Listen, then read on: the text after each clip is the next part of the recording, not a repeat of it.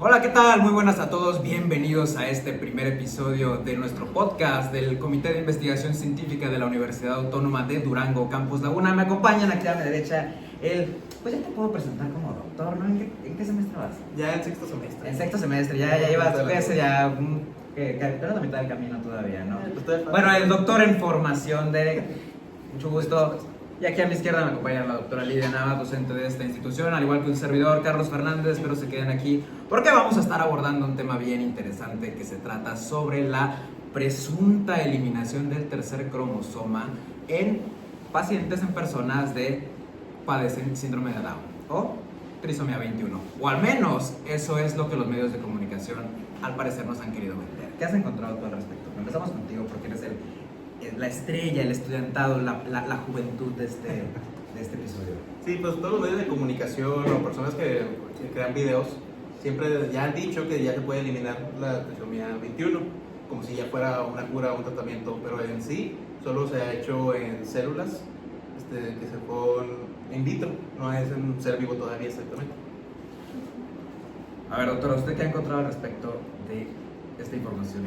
Bueno, a mí me parece curioso los titulares muy sensacionalistas donde digamos que el experimento concreto o el artículo, la investigación que fundamenta estos titulares es más enfocado a ensayos in vitro. Todavía está en un estado de inicio, ¿no? de experimentación, en donde apenas se va a probar específicamente qué tan viable sería esta técnica para poder eliminar esta trisomía como tal. A ver, comencemos primero desmenuzando el asunto. Para quienes aún no lo hayan encontrado o leído al respecto, básicamente lo que se reporta es que en células, no especifican cuáles, pero en los artículos de difusión general, no me refiero al artículo científico, que se ha removido el tercer cromosoma, que es el causante de este padecimiento, por medio de técnicas de ingeniería genética, en particular CRISPR-Cas9, que todos hemos escuchado en alguna vez que estamos metidos en esta área como una técnica innovadora de lesión genética o de modificación genética. Sin embargo, creo que aún está un poquito satanizada. A ver, cuéntanos, ¿qué es lo que pudiste encontrar al respecto? Ahora sí, ya vamos con la verdad, no con lo que estaban diciendo aquí estos... Bueno, lo que estuve investigando es que se utilizó la técnica de CRISPR-Cas9 para poder realizar como un corte entre el ADN para poder separar la copia completa de la incompleta que tenía el fallo en el gen. Esto sí, aquí menciona que se utilizaron células de los fibroblastos de la piel y células madre pluripotentes, que hasta este momento no se ha logrado conseguir en otro tipo de células, ya sean neuronales o de la glia, que sería muy bueno porque ayudaría a reducir los problemas neurológicos en este síndrome.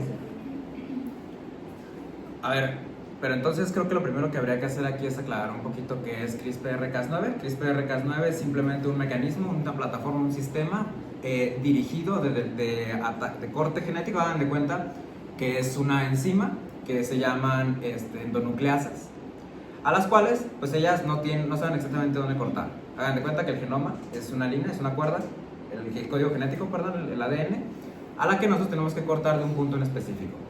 Entonces, esta nucleasa, hagan de cuenta que son unas tijeras que no saben dónde cortar, solo son unas tijeras. Necesitamos algo que les diga dónde cortar.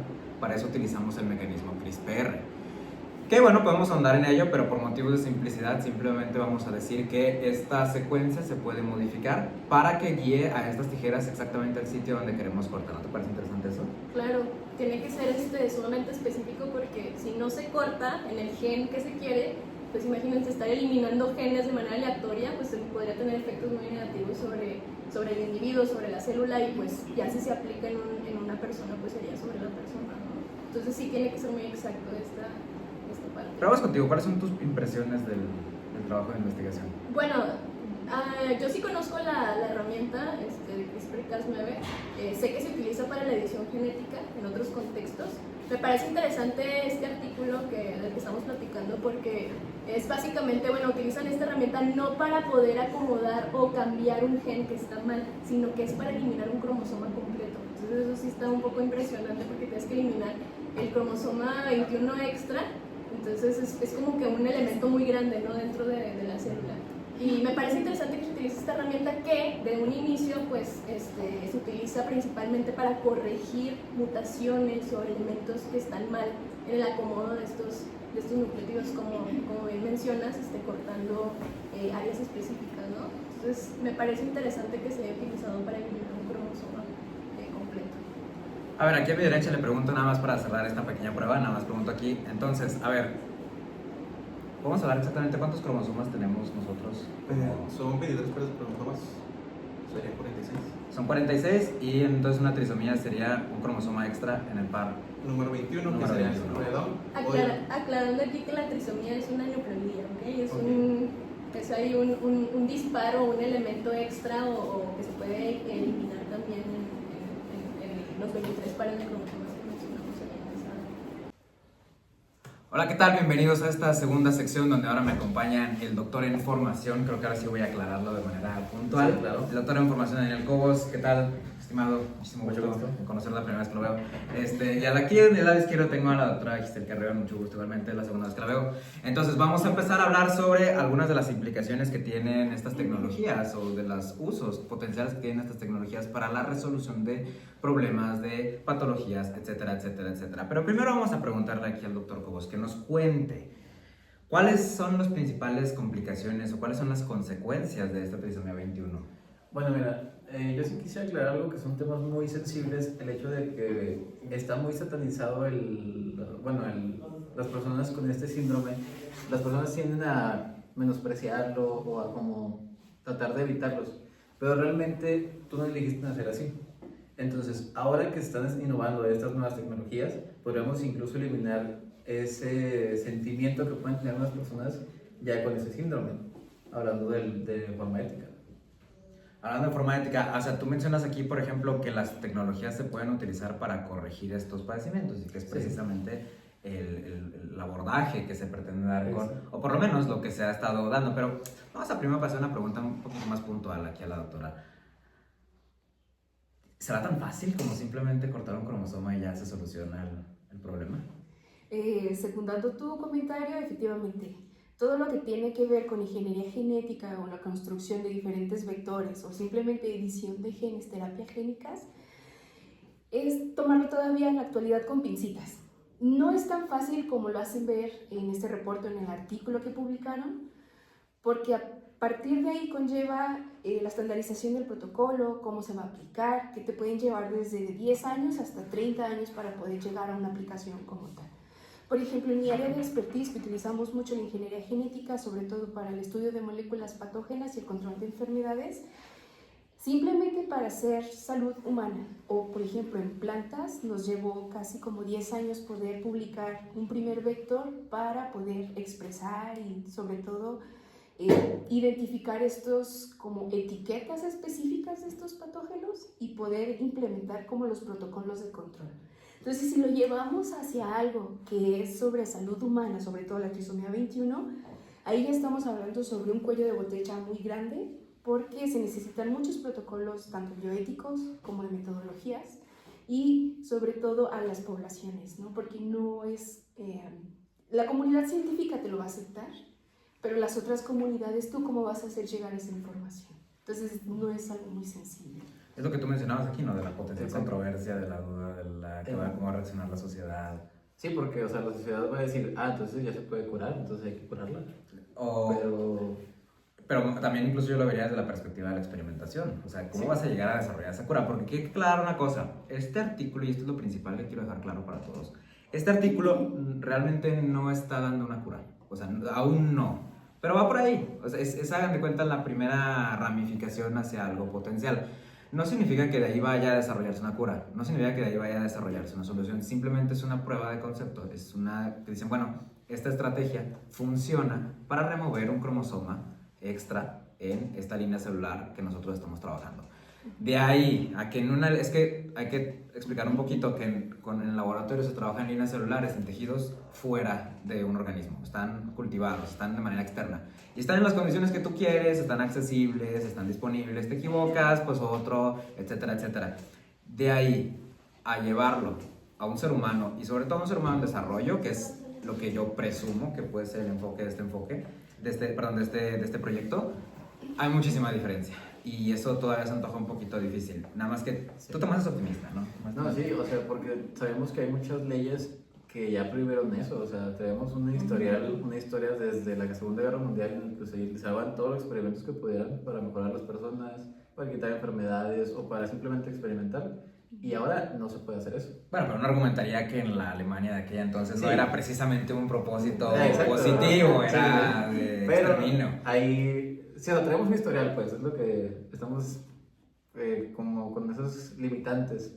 Entonces, todavía hay muchos protocolos que seguir para seguir avanzando en esta investigación que se permite y que luego ya se llegue a una, ¿cómo se diríamos? Como una intervención, ya dentro del, hablando de clínicamente, pues en la madre y en el feto. Una cuestión, el término ingeniería genética en la sociedad causa un poquito de Sí. miedo, ¿no? De duda también, eso es verdad, hay que decirlo. Ajá, sí, la verdad es que sí, Carlos. Ahorita en la actualidad la ingeniería genética sigue siendo un tabú donde simplemente desde grandes dependencias hasta dependencias privadas siguen por el paso más canónico, que es decir, los cultivos generales, ¿no? Pero ya si hablas de organismos genéticamente modificados o simplemente manipulados genéticamente, ahí ya es un poco de parteaguas, ¿no? bioconservadurismo, se llama, Exactamente. es la palabra. Continuamos con este tercer bloque donde cuento con otros dos invitados médicos en formación aquí. También todos son de sexto, octavo, no sé. Bueno, vamos a comenzar. Espera, entonces vamos a comenzar con, a ver, a ti es la vez cero que te veo, muchísimo gusto. Mi nombre es Carlos Fernández. ¿Cuál es tu nombre? Ángel Samir. Ángel Samir, muchísimo gusto. Y usted es el estimado Agustín Reyes. Agustín Reyes, muchísimo gusto. A ver, vamos a empezar de este lado, porque ya las dos veces anteriores fue del lado diestro. Vamos a ver, a continuar con este tema. Pero bueno, a la vez pasada no pregunté, pero quiero saber cuáles son tus perspectivas de este estudio, que estábamos mencionando que aún no era una solución al problema, sino que simplemente era una orientación, un resultado prometedor de una base, pero que le faltaba muchísimo. ¿Qué opinas tú al respecto? Sí, bueno, me parece que incluso todo el conocimiento es de esta manera. Hay que irlo construyendo por capas. No vamos a obtener una solución pronta y rápida para este problema. Es un problema que, la ciencia no puede abarcar así como así. Hay un problema, vamos a experimentar y obtenemos un resultado. Esto va por capas. Esto, si bien no es una cura, como ya lo dijeron, digamos que ya vaya a resolver el problema, es un buen inicio, es un buen avance y bueno, también no hay que pecar como lo ha hecho un poco la demás sociedad en general, que es científica, en cuanto a venderlo propiamente hasta como amarillismo, ¿no? La cura para esto, cuando bueno, pues como dijiste, dista mucho aún de la realidad y de su aplicación, pero yo pienso que vamos muy bien y es muy, muy prometedor. Para una mención así rápida para comentar lo que acaba de decir, es que este tipo de estudios, primero que nada, pasan por muchísimas etapas, de hecho lo mencionaba la doctora hace unos momentos también, pasan por muchísimas etapas de desarrollo, entre las que se incluyen también las cuestiones bioéticas. En lo que eso respecta, los estudios no se realizan de la noche a la mañana y no precisamente la persona que empieza a trabajar en una estrategia acaba el proyecto. Yo quisiera nada más mencionar aquí rápidamente sobre el proceso. Este proyecto, este paper, lo único que quería hacer era demostrar que la técnica CRISPR-Cas9 podía ser utilizada para ni siquiera directamente eliminar, sino desencadenar la eliminación de un cromosoma, en este caso de un cromosoma extra, sin dañar a los otros dos. Porque ahí les da el problema.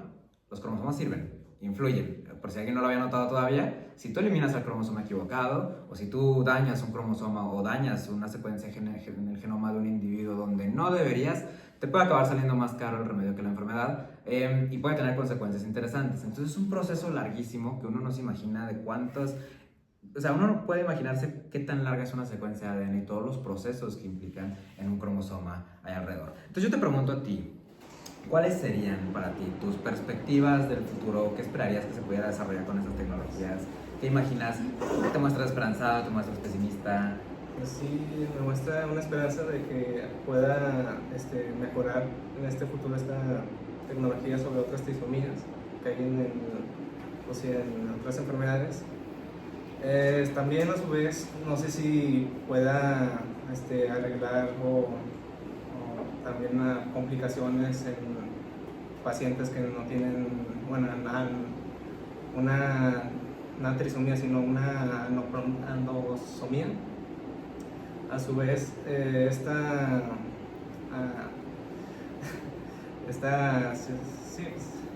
O sea, tú tocas algo bien interesante, ¿no? Que, por ejemplo, no necesariamente nos quedemos, bueno, estamos hablando aquí de la trisomía 21, pero por ejemplo, pues hay otros síndromes, otras enfermedades congénitas, o de otras condiciones que no implican en ese par de cromosomas, sino en otros, o que no es que haya uno más, sino que falta uno, o que está incompleto. Entonces, ese tipo de cosas que pueden ocurrir, pues tú, que bueno, es importante que lo menciones. A lo mejor sería interesante traer a futuro alguna situación en la que se abordara una corrección, entre comillas, de ese tipo de padecimientos. ¿Te parece a ti algo prometedor? Prometedor en un futuro muy lejano.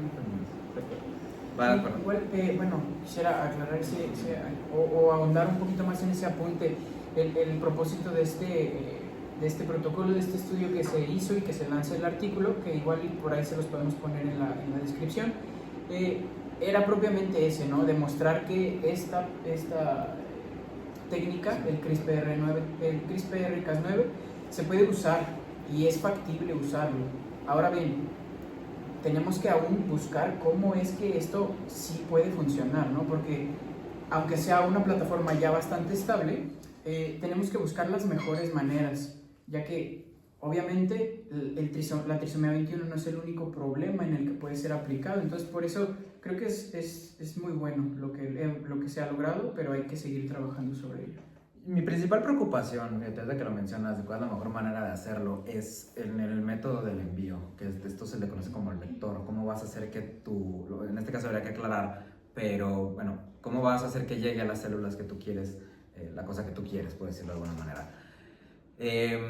Yo lo mencionaba hace rato, pues no es lo mismo tener un cultivo celular o utilizar modelos de otros animales, porque se usa también, que ya quererlo poner a una persona. Por sobre todo, ¿cómo consigues los permisos o las cosas para ya ponerlo a prueba? Yo me pregunto si, por ejemplo, en este auge de la inteligencia artificial podríamos acelerar ese proceso en lo que respecta a cuestiones de cuáles son las cosas que sí podemos predecir, que podemos simular, los pasos que podemos ahorrarnos, porque si algo nos han demostrado estas herramientas es que están resultando bastante eficientes para muchas cosas. Claro. Igual, igual no tiene tanto que ver, pero viene un poco al tema, esta parte de la inteligencia artificial. Hay por ahí un programa muy interesante llamado AlphaFold 2, en donde se ha descubierto el uso de la inteligencia artificial para descubrir más o menos o predecir cómo se pliegan las proteínas que producen ciertos genes. Entonces, tiene muchos años desarrollándose esto, y hasta que llega la inteligencia artificial se descubre como un nivel más, un escaloncito más. Entonces, pues así es como yo pienso que podemos intentar buscar una manera de cómo implementar todo, ¿no? Al final, lo que dije al principio, el conocimiento es algo que va por capas, y entonces creo que así podemos ir yendo poco a poco.